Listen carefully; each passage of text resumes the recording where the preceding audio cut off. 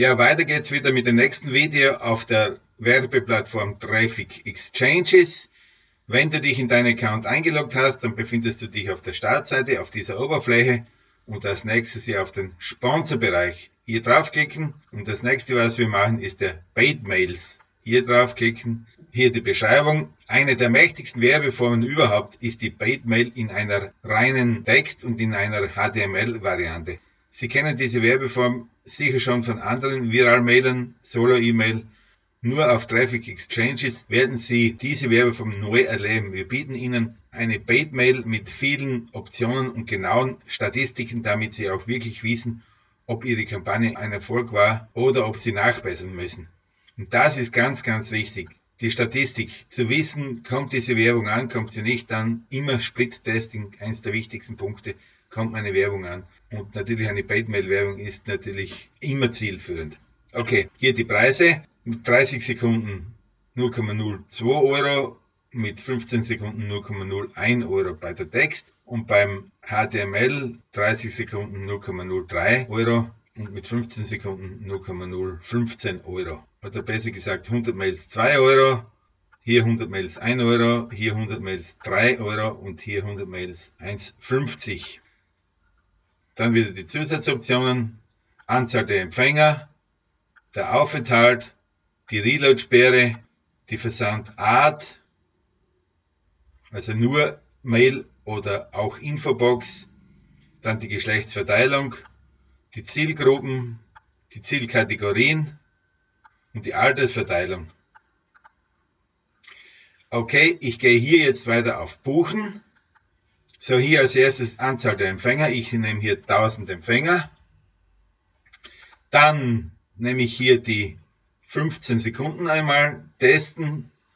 Dann E-Mail-Betreff. Bargeld abholen. Hier einen E-Mail-Text. Den hole ich mir, den habe ich mir vorbereitet. Copy, wieder zurück zur Seite. Paste. Dann die Ziel-URL, wo eben der User hingeführt werden soll. Dazu wechsle ich wieder an meinen Autoresponder. Und ich hole mir jetzt diesen Link hier. Rechte Maustaste, Copy Link-Adresse, linke Maustaste.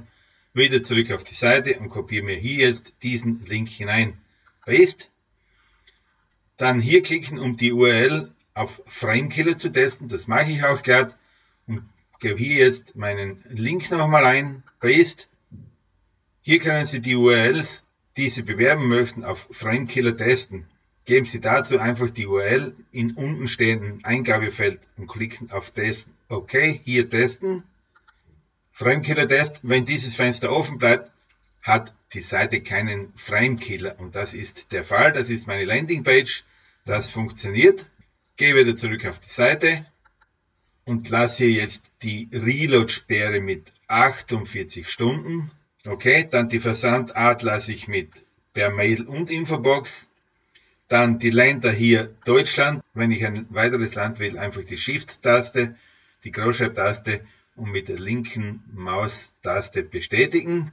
Und wenn ich das wieder rückgängig machen will, einfach auf das Land klicken. Auf Deutschland dann eben nur ein Land. Die Zielkategorien, das lasse ich wieder in allen Kategorien. Geschlechtsverteilung lasse ich auch keine Einschränkungen. Und das Alter nehme ich wieder raus, unter 18 Jahre.